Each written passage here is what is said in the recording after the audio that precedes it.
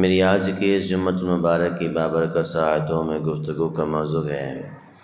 شان بیت اللہ۔ اللہ تبارک و تعالیٰ کے گھر کی شان۔ بیت اللہ وہ عظیم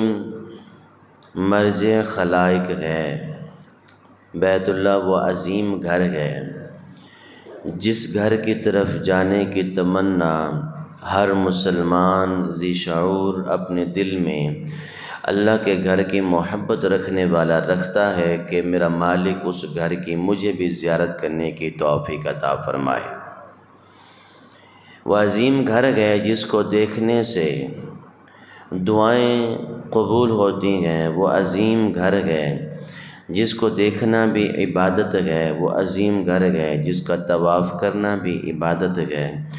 وہ عظیم گھر ہے جس کے اندر بیٹھنا بھی عبادت ہے۔ الغرض اس گھر کو جس انداز سے بھی دیکھا جائے اللہ رب العالمین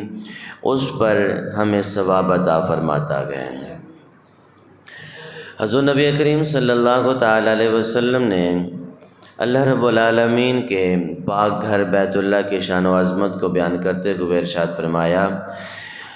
سرکار فرماتے ہیں کہ جب بندہ مومن کی پہلی نظر بیت اللہ پر پڑتی ہے، پہلی نظر پڑتے ہی بندہ مومن اپنے دل کی گہرائیوں سے جو بھی اللہ کے حضور دعا کرتا ہے،